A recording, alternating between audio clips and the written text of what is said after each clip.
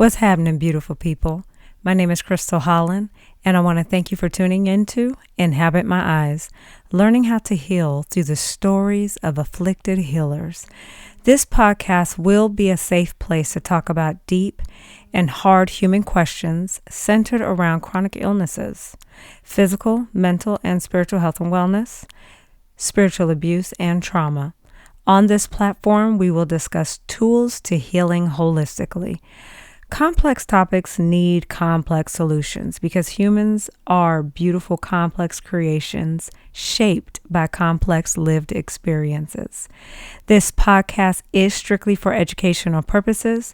We are not licensed healthcare professionals. Please contact your primary care physician, therapist, or licensed counselor to get the professional help you need. This podcast will discuss topics that may cause a trauma response in you.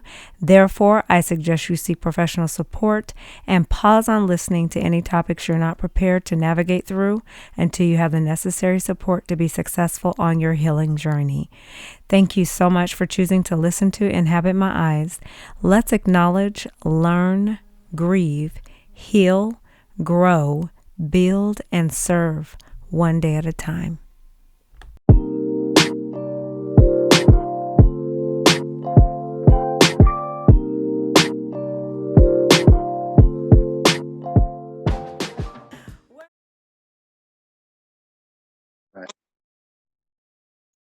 Hey, Lovey Life family. Welcome back to another Loving Your Life episode. This is Justice Crystal, and we are excited to be back with you today about another discussion about loving your life.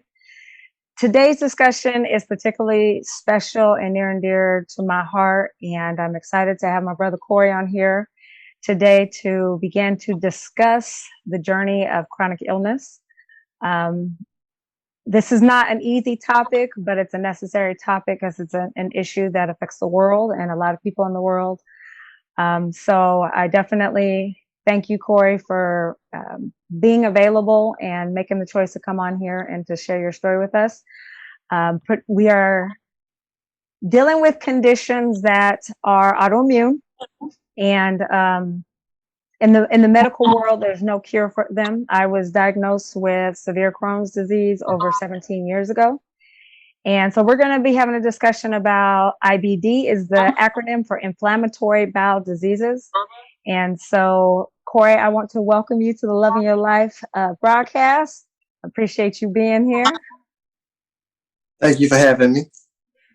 For sure, for sure.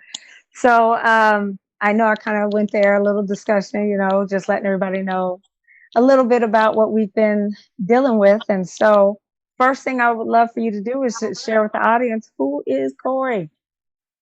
My name is Corey Nelson. I'm a father of two wonderful kids. I'm employed with the Natural Resources Conservation Service as an appeals coordinator. I enjoy cooking and working out. I'm a laid-back person, very outgoing, and currently I'm working on starting a new business. So I guess in a nutshell, that's kind of who I am and what I'm doing. All right, man. Father, handling business in your career. Brother loves to cook. Now, what's your favorite thing to cook? Do you have favorites? Well, I eat healthy. I try to eat healthy a lot. So I eat a lot of, salmon, a lot of fish. I grill a lot. I bake a lot.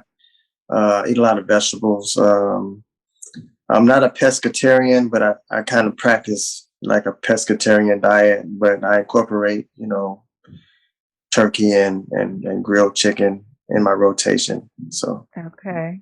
Have you always loved to cook? I wouldn't say so. I think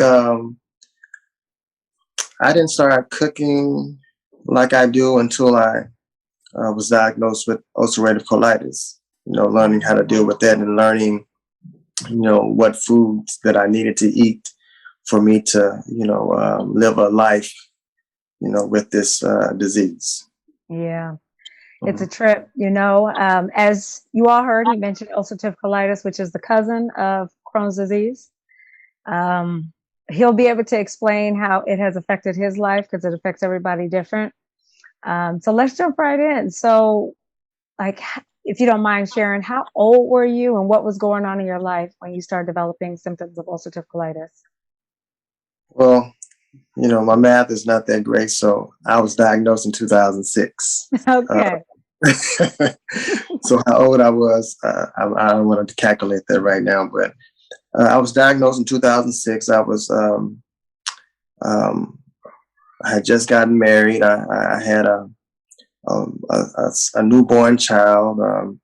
I was promoted to a new position within my agency, and yeah, it was just a lot of things going on at the time. I was living in Phoenix, Arizona as well, so that's how we met there. Right. So um, that's pretty much what was going on. So a lot of things were going on in my life.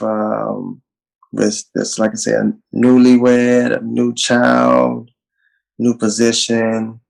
So it was a busy time, stressful time in my life. Wow. Not in a bad way. Right, right. But you mentioned some major milestones, Hmm. becoming a husband, becoming a father, and promotion in your career. You think about all the time you spent in college preparing for the position that you were able to obtain. And then here comes ulcerative colitis. So now, prior to you being diagnosed, were you dealing with symptoms prior to that? Like, how was it? Did they gradually surface, or was it kind of abrupt for you? Well, I believe it was a gradual thing because I remember, prior to that, I had some stomach issues, to where I had to go to the hospital just to see what was going on because some of the symptoms that I was having, it wasn't normal. I wasn't used to it, and I needed to see what was going on. And I went to urgent care. I went to the emergency room a couple of times, and I was diagnosed with either a stomach virus or a bacteria infection. So I guess those were the common things for those symptoms at that Mhm. time for a person my age. So they just basically stated that, hey, you probably just have this or that, and they gave me some antibiotics or whatever they gave me for it, and it basically cleared up during that time. But Okay. whatever reason, I feel like that was kind of leading up to where eventually ended up with having. So when the symptoms started, how long from when the symptoms starts until you were actually diagnosed had you been battling? Probably, I would say maybe about 3 years. You know, Oh, wow. the first time, I mean, the symptoms were not like a consistent. It was more of, one day you wake up and your stomach not feeling well. You have these symptoms, and something's not right. So Mhm. um, go get go get it checked out. And when I did, whatever they gave me did work at the time. Okay. So it happened several times before the big flare up happened to where nothing was working. Man, man. So from there, was it like long hospital visit? What happened? Well, when I was having major symptoms to where it was getting scary, I was at a point to where I was Googling the symptoms that I was having to see like what could this be. Hmm. It wasn't good, but I was reading, so I was Yeah. very nervous about it.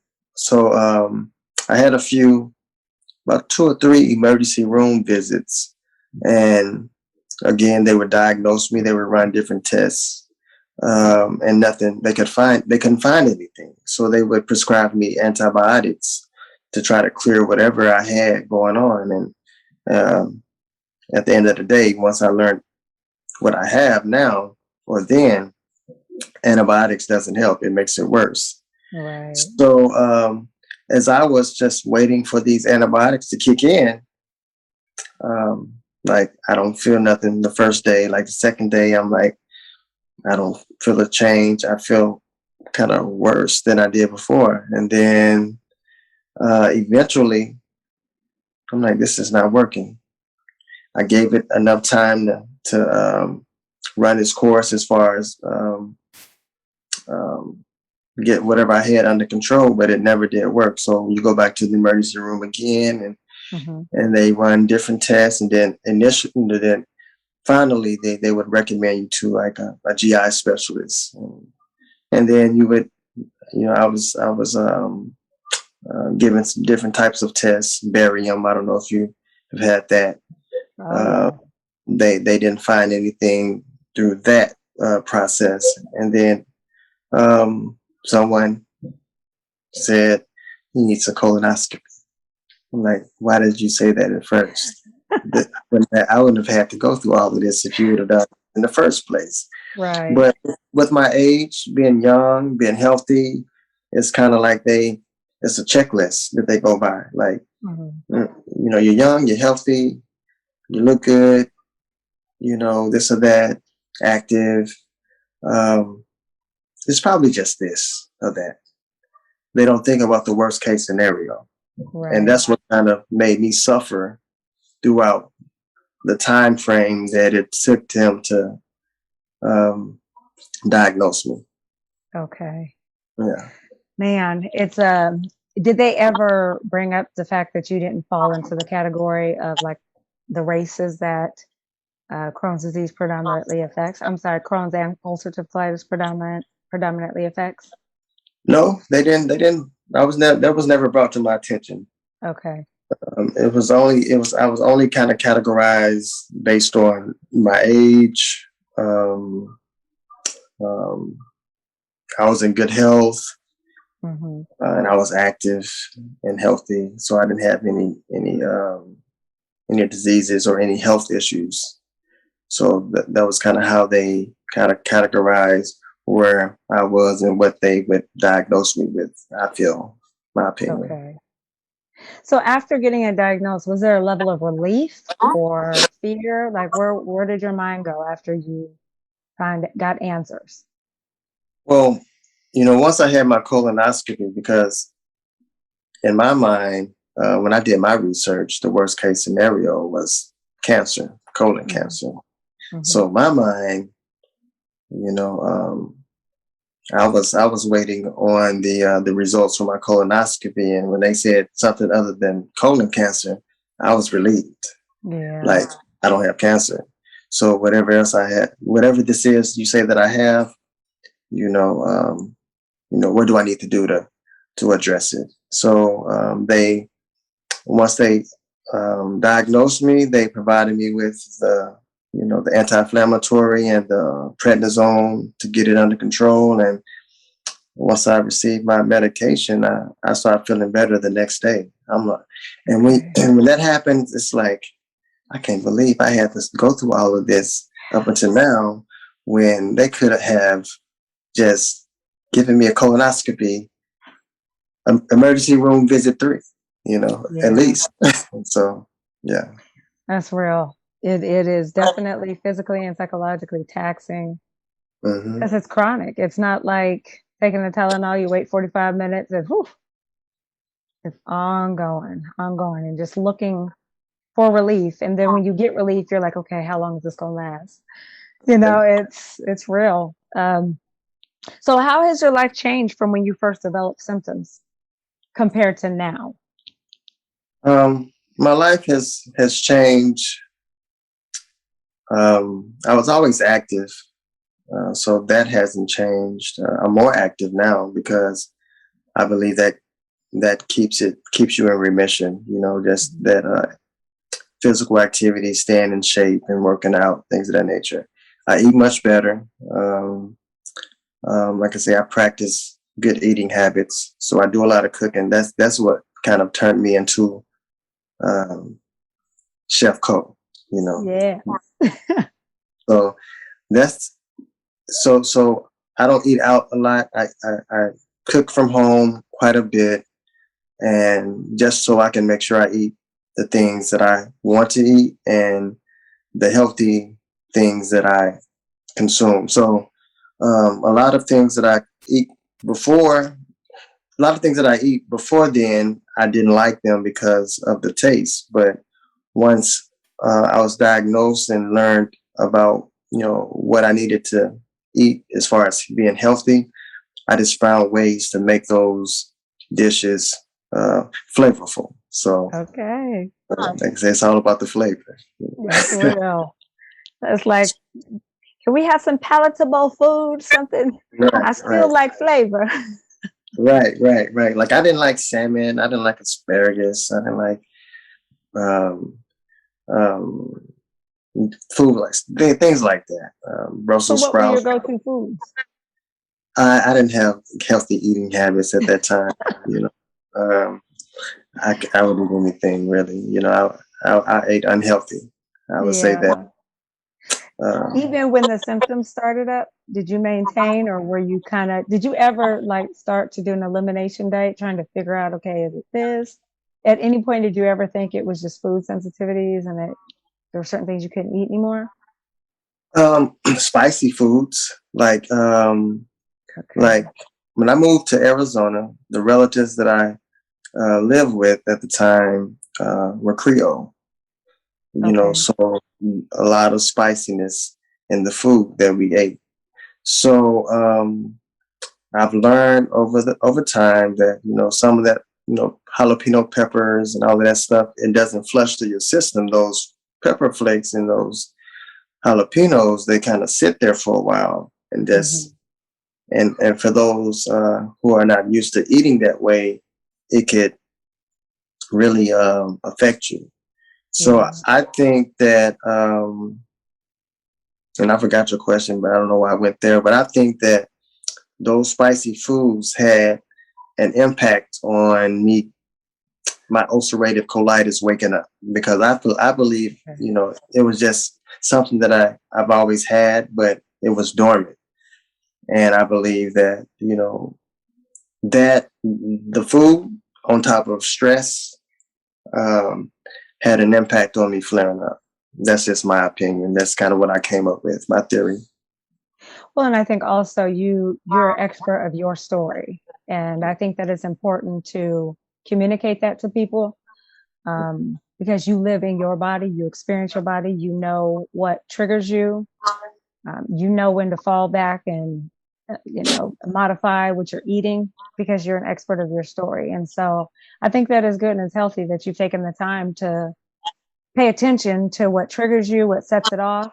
And because if you don't pay attention to those things, then it doesn't break the cycle of the chronic hospital visits and changing from one medication to the next. And so when you're living with a condition that quote unquote has no cure, we don't have the privilege of sitting back and waiting for a flare up because it doesn't just affect us. It affects everything and everybody that's connected to us. And so I think it's pretty dope that you've taken the time to realize, look, this is how it affects me, and knowing to manage your stress and to change your nutritional intake that's going to be beneficial to your health and strength as you're navigating through this. So what else other than like diet, nutrition, your nutritional intake, stress management? How are you managing ulcerative colitis? Uh, just working out, eating right, just being more mindful of things that I do. As you live, in my story, every flare up, I think back to like what did I do prior to me flaring up? Like what could have caused me to flare up? Like I kind of Mm. at one point I was keeping track of everything that I did every day, everything that I ate. I had an app. I forget what it was called, but it you basically document what you eat every day, document your stress level when you wake up, and at the end of the day, document your pain for the Okay. day. So I was using that app every day. It was kind of like I need to figure this out. So after every um, flare up, I basically would just go through and look at what I consumed and kind of like this probably did it, or that probably did it, or or whatever the case may be. So it was just a learning experience that kind of helped me be more knowledgeable of what I can do or what I shouldn't do, or I don't know if I need to consume that or drink that. That so you learn a lot about yourself and how your body reacts to certain things. But overall, I'm just more mindful of what I consume, more in tune with my body, and you know, when it's talking to me, because um, living with this, you feel something, that I need to tune into that to see where this is going, So that's just kind of how it is for me. What were the hardest things for you to let go of when you very first started dealing with all of this? Well, I don't wish this on my worst enemy. So as far as the hardest thing to let go of, I didn't mind letting go of anything Okay. in order to just get through this. Initially, I stopped doing a lot of things until the doctor said, "Oh, it's okay to do this and do that now. You just have to be more mindful of it and and just not overdo it in a sense." So if my doctor would have said, "Hey, you have to be a vegetarian, you have to be a vegan, you have to have a gluten-free diet," whatever the case may be, I was all on board Right.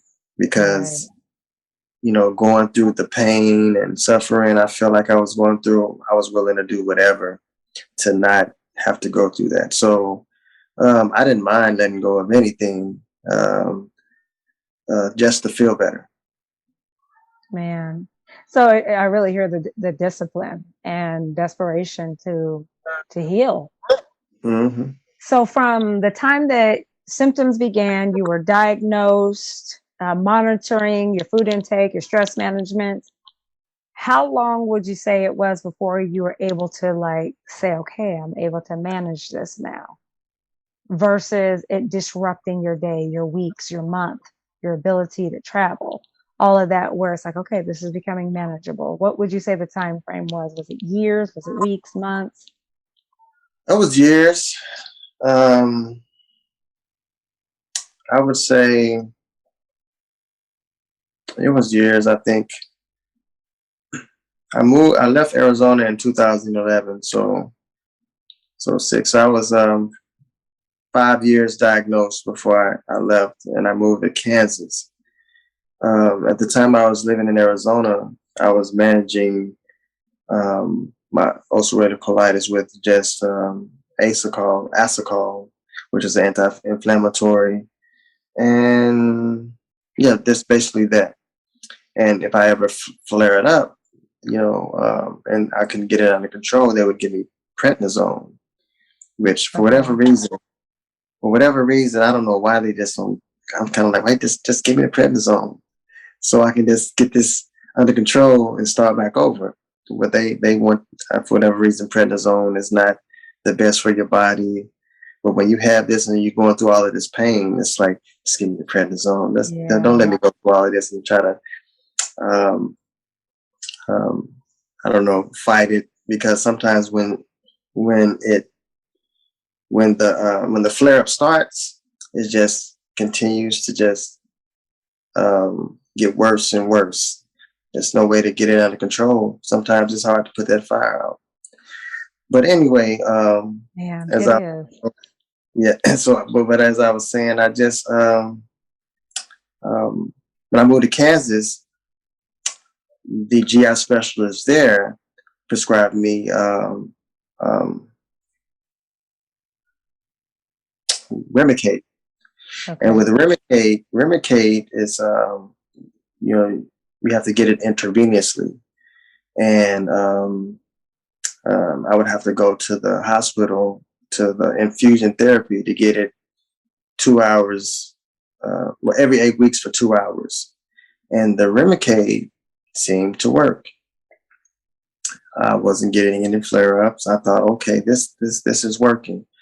It's worked better than everything else that is being provided in Arizona. Hmm. The doctor told me that you probably will need to use this for the rest of your life. So in my head, I'm thinking like, I have to use it for the rest of my life. This is just my life. This is my way of living now, having to do this. So I didn't mind doing it. But I did that for like 5 years. And Okay. I think I had maybe in those 5 years, I think I maybe had maybe two minor flare ups, nothing major. And then I had about two years of just no flare ups. And then I moved to Arkansas. Okay. When I moved to Arkansas, I think I was 2 years with no flare ups, and something told me just stop getting these infusions. Um, just try to eat better, um, hit the gym harder, and just take yourself off of this Remicade, because over time you get irritable. It's like an someone like an addict. It's like you have these infusions, and then you can tell when it's almost time for your next, because you get irritable. Oh, You, wow. you get irritable. You have like um, your your skin starts getting sensitive, like you whelp up easily. Some of the things I start noticing, I'm like, yeah, I need to try to get off this if I can. So that's what I did, and I haven't had a flare up since. How many years has it been? It's been about 5 years. That's Yeah, incredible. yeah. So, I mean, I've had some feelings to where I was like, uh oh, but it never turned into anything. But yeah, I've been in remission for 5 years, and that's a blessing. Yes, it is. Would you say you were experiencing withdrawal symptoms from the medication? I probably so. Like I said, that's one of the what they call it, when you take a medication, they have the symptoms. You may do this or that. That's Yeah. one of the symptoms, and that is true. I'm thinking like, those symptoms. I think those are for like a small percentage, but Right. I did experience it. I was like, I am irritable. Like, I was told like, man, you got, so it was brought to my attention basically. You know, Okay. oh, okay, well, I need to be more mindful of that now. So Yeah. And it's pretty cool when you have somebody that they see a change in you. I mean, mhm.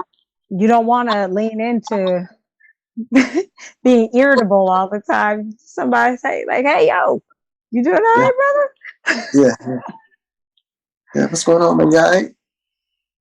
Yeah, Okay, especially when you were on it for a pretty good period of time, right.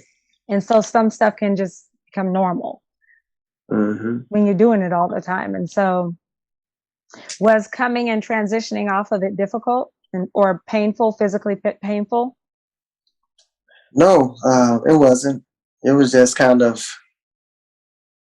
when I stopped taking it, it was more like you just waiting for something to happen. You just kind of like, okay, okay.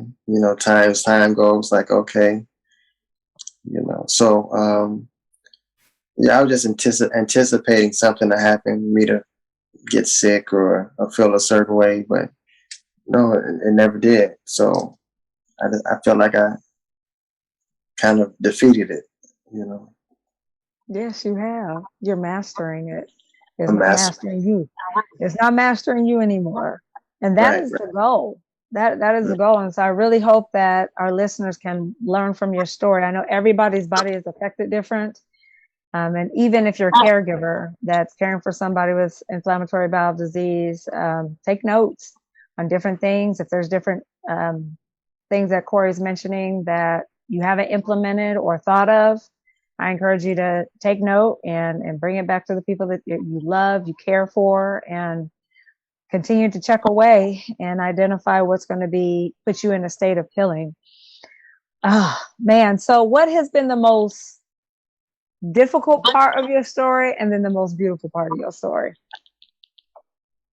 The most difficult part of my story is not knowing, Not like not knowing. knowing, not knowing what's going on. Like I, I honestly, in the beginning felt like I was about to die. Hmm. Just not knowing. You just go into the hospital, they diagnosing you, and you just at home waiting to feel better. I remember sitting down at a table. Um, I had been I had gone to the emergency room. It's probably like my third time, and they giving me these antibiotics, and I'm just waiting for the antibiotics to kick in and make me feel better. And I was sitting at the table, and I just remember like I had my hand on my head like this, and I broke down. Like Yeah. I broke down. I had to call mom. I Yeah. had to, I broke down and called mama. I'm in Arizona. I don't you don't want to bother mama, so but I had to call her, you know. But anyway, yeah, that was like the worst part, not knowing. Yeah. Just trying to figure this thing out. Um, um, and then after knowing what happened, um, or knowing what you're diagnosed with is still new. So you still don't know how to live with this disease and how to Right. function and maintain. So I would say the first 10 years was a process for me in regards to just in the beginning, after after a few major flare-ups, putting you in the hospital for weeks at a time. Um, it was a life-changing experience. I mean, it still is, but at that time, just not knowing was you just going through this ride, not knowing what's about to happen, and yeah. That's a lot, and it's a process because this is happening to you, but then the people that are closest to you are also being affected. Learning how to be a husband with this chronic illness that even though you have a name for it, but now, okay, how's it overall going to affect you? Your ability to father and to hold down a career. How was your career affected at all? Um, that's oof. I know mine was. I would love to hear to hear yours. Um, I mean, I was, I'm blessed to have a job that's flexible. Um, and at the time, I had a lot of leave. Okay. So, if I needed to use it, I used it. Um, Oh man, that's good. and the people at my job were understanding, and I wasn't stressed or pressed to be there or to get back to or to come back sooner. So Yeah. um, yeah, that was a blessing just to be in that type of situation. But I did feel stressed for not being there. I tried to go to work with it initially, but that didn't work. It was just too stressful. The drive to and from, I didn't know how to to manage that. Yeah. It definitely humbles you. It definitely humbles you. Some of the things that you say you wouldn't do, um, yeah, it will humble you. Talk about a cord. Yeah, I'm humbled. That's for sure. Yes, indeed. It's like, oh, learning to ask for help. I mean, I don't know if that was an issue for you, but yes, chronic boy, it will humble you, man. But it's incredible to hear that you have very supportive work environment. Mhm. Did you ever experience any kickback or disrespect from people that just didn't understand your journey? ever question, like, is it that serious? Are you making a big deal out of this? Did you ever have to deal with any of that? Well, the people that know me, I'm not a complainer you know, or anything like that. So it was kind of like it must be really serious, you Yeah. know. Um, for the people that know me and the people that didn't know me, I really didn't care how they felt if they felt a certain way, um, because that's you can't worry about that. I'm all focused on myself and like my family, just That's trying to it. get through it and trying to live with it. So Yeah. You know, putting yourself at the forefront is crucial because there's too many external factors that will come and go. But at the end of the day, being able to focus on what you need for to manage your household and to get stronger and to get healthy, because all the external factors are going to add to the stress, which is going to incite symptoms. right. You know what? I didn't know what stress was really. I thought I was, me. I I call myself cool, laid back. I don't let things bother me like that. Yeah. Uh, in my job, I had a lot going on. You have deadlines and things of that nature. You have things you have to get done. So, I call myself. I felt like I was handling these things appropriately. Not in a stressful manner. But when I learned what stress was, I was stressing a lot Okay. and didn't know that I was. So Wow. when you understand and know what stress is, then you can kind of, you know, um, make those adjustments.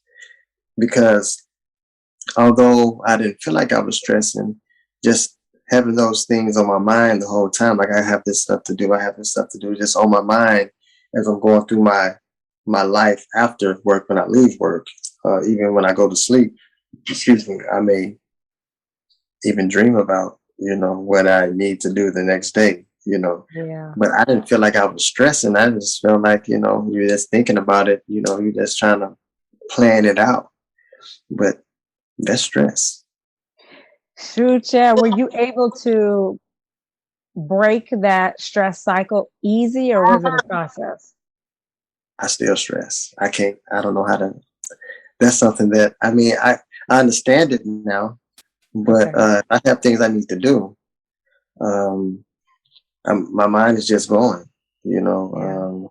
Yeah. And at this point in time in my life, when I'm trying to start a new business, I'm trying to be more mindful that I don't need to be stressing about, things I need to get done because my mind is going. Yeah. I need to get this done. We need to get this done. We got these deadlines. We're trying to open at this certain time. Um, so it's a stressful environment for me right now, and I'm mindful of it, and I know that stress can flare me up. So I'm just trying to do all that I can, staying active, make sure I hit the gym, take some jogs, eat good, and maybe it can kind of balance things out. That's how I look at it. Are there things on a day-to-day basis that you say are associated with ulcerative colitis that you do battle, whether it's joint pain, fatigue, um, the abruptness of where you can maybe be relaxed and all of a sudden having to abruptly run to the bathroom? Are there, or do you feel like that a lot of that is under control and managed? Um, for the most part, it's under control and managed. I've had a few little minor episodes, but I don't think it was ulcerative colitis related. Okay. Because I know when it's that. Okay. So yeah. So tell me, what have you learned about yourself? Yeah, I learned that I'm not a quitter. You know, Yeah. I'm a fighter. I learned that, which I already knew. I'm not a complainer, because as far as quitting, you can easily quit. It can mentally break you down. Yeah. It can mentally break you down. That's for sure.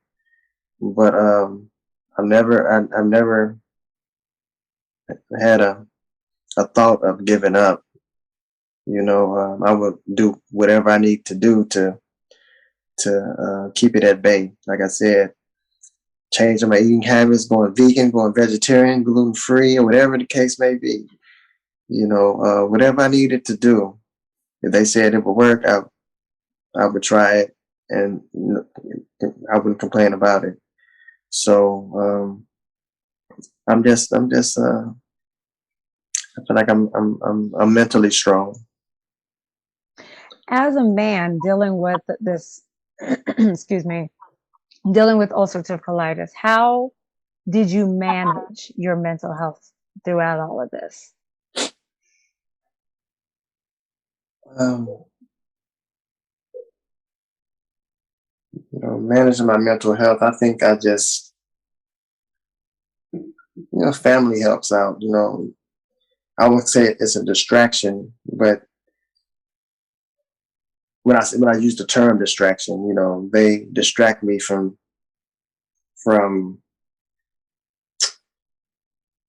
me, I guess, thinking about what's going on in my life. So it's almost kind of like you kind of, um, it's almost they put you in a place where, and I'm kind of thinking on the fly, um, to where you can kind of disconnect from Yeah. the disease. So I think family, wife and kids, um, um, they were a big part of that, or are a big part of that. And then just me myself doing the things that I know that I can do, working out, watching what I eat, just trying to be mindful of what I do and how I do it, living with this. So I think I have some knowledge, skills, and a lot of knowledge and a lot of knowledge about the disease, just from firsthand experience. Um, I've done a lot of research about the Mhm. disease, and although the doctors prescribe me certain things, there's more out there than just what they practice. So, so I'm informed about it, and I also use the knowledge that I have to help others. They may just have some stomach issues, but I've learned the body to where I can kind of provide insight on, hey, this is what you need to do. You should do that. Maybe you should stay away from this or that, or maybe you need to have your doctor um, give you a colonoscopy. Because I've had some friends that have told me some of the symptoms that they were having, and then I get to telling them about what I have, and then they Mhm. open up more. Okay. They open up more, and it's like, yeah, you may need to get a colonoscopy. You know, Yeah. and so yeah, so just learn it. As a matter of fact, I'm just as I'm thinking, it's this guy that I know at a place that I hang out at. I haven't seen him in a while, and some friends told me that he's been in the hospital for about a week. He has some stomach issues. He has some colitis. So, Wow. like, wow. So I'm going to reach out to him and talk to him just to, um, you know, it's hard to talk about what you have going on in that arena or in that area to others. You can't open up. But when you have somebody that's going through the same, it's almost like, Yeah. you met a friend. You have something in common. Yeah, you're able to empathize with them, Yeah, and speak a language that everybody don't feel like talking about out loud. yeah, exactly. Who Yes. wants to talk about going to the bathroom all the time? It's like, oh gosh, and so it's always hilarious to me when I get around other people that live with the condition and how we can so freely discuss some matters without feeling embarrassed. It's not always comfortable, but it's different when somebody gets it. So I wouldn't wish this on my worst enemy. Shoot, no, Mm-mm. not at all. Not at all. So, how would you encourage someone today that's recently diagnosed with ulcerative colitis? Just stay positive. Um, Stay prayed up. Um, Educate yourself. Don't just rely on what the doctors tell you. They practice medicine. Um, the medicine that they practice, but there's natural, I guess, herbs and natural, what's the word I'm thinking of, that you can kind of apply to your life that can also assist in, helping address your issue or keeping it in remission or just, um, yeah, a lot of things that you can try at least. Um, what is it? Holistic.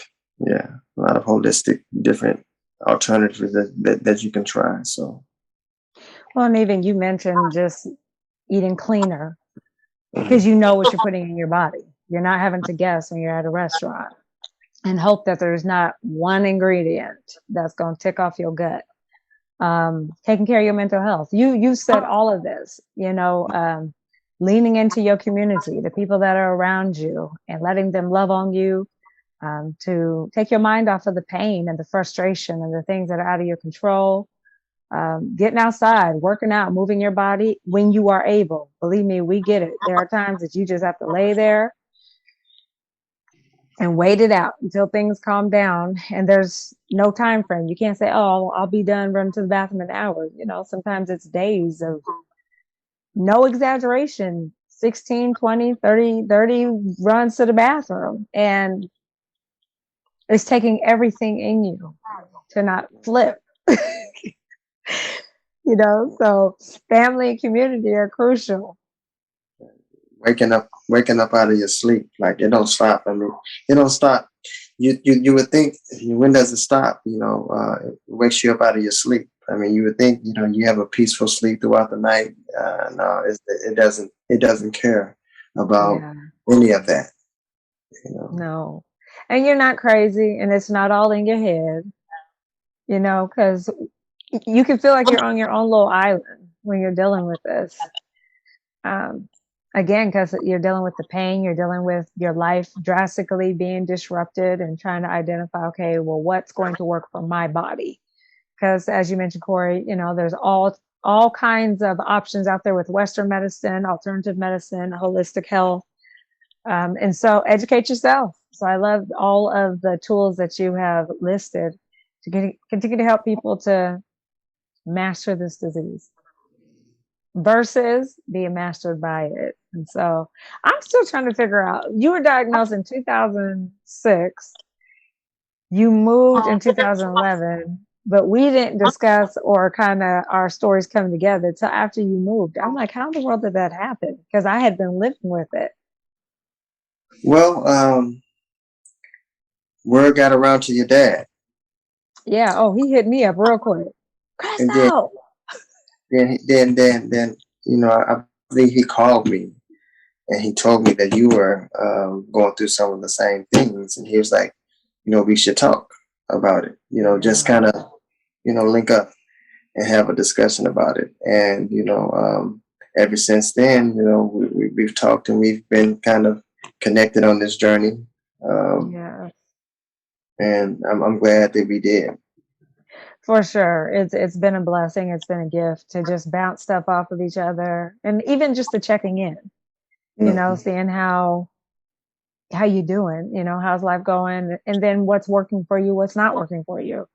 And that's another reason why I've really wanted to develop this platform, because it's crucial to have other people that are on this journey with you and being able to glean from one another, to learn to apply different approaches to managing this disease. But it's not a one size fits all, and so I definitely want to convey that to our listeners, that just because something has worked for other people doesn't mean it's going to work for you. That doesn't mean that you've done something wrong or that your condition is just so much worse than somebody. You just have to keep plowing until you identify, okay, this is what's going to work.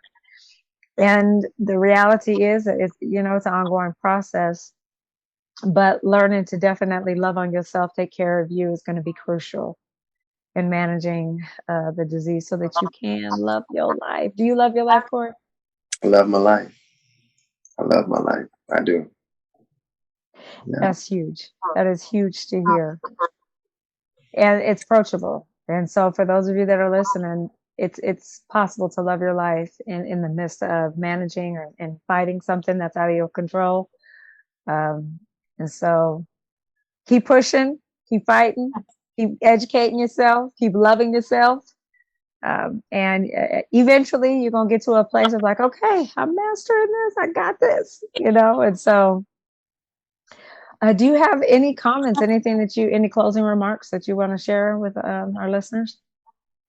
I just want to say I appreciate you giving me the platform. Hopefully I did fairly well on my first interview. This is not my thing, but whatever I can do to kind of get the word out, because I know that I didn't have this option when looking for answers about what can I do to um, fight this disease or listen to other people's journey with the disease. So I think this is the start of something big personally. So I'm glad I was able to at least get one person that I know with it to join the community. And I know she Yes. is well as well, Nidra. So she's like a sister to me, and I'm glad that she was able to have time to join and everything like that. So hopefully this just spreads out to others and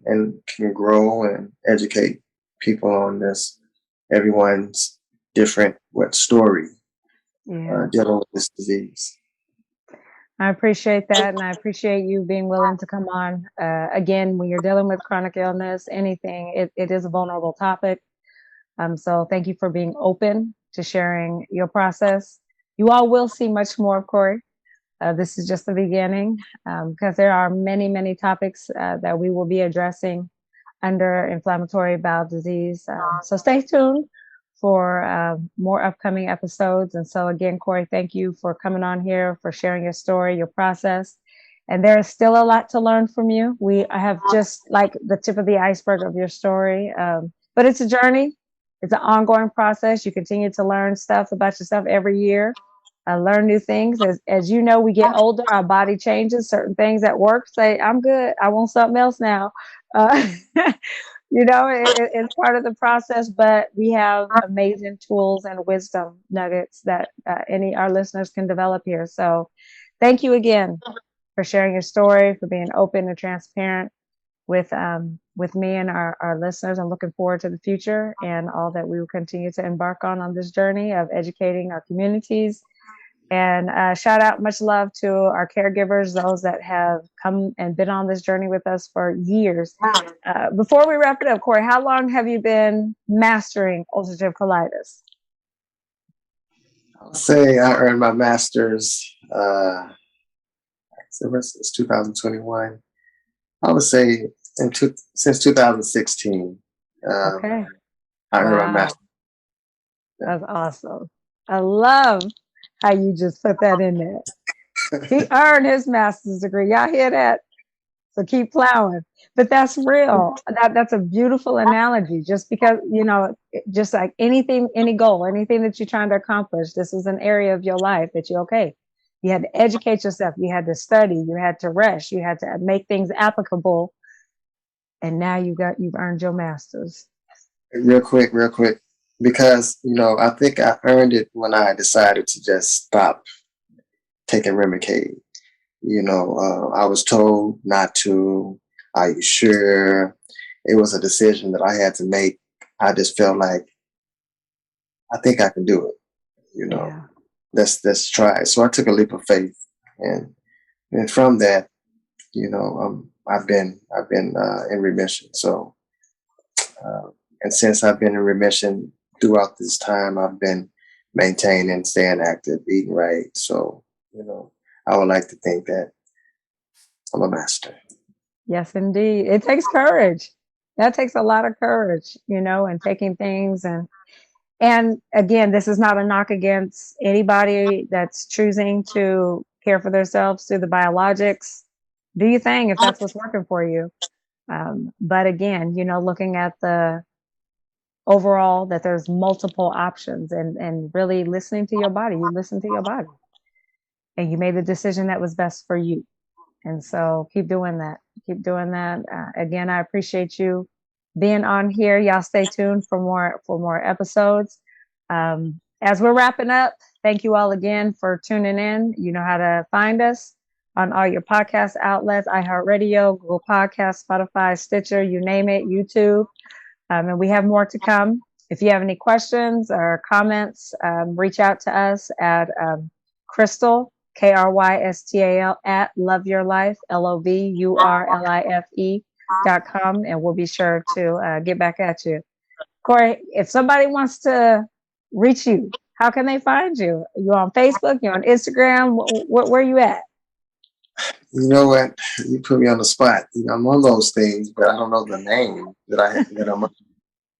My name is Corey Nelson, but I know on Instagram, I think I'm under C Nelson underscore 71607, Okay. and on Facebook, I'm under my name, Corey Nelson. I guess it's out of Arkansas. There's a lot of Corey Nelson, so yeah, that would be me. And as far as my email address is liverightllc@outlook.com.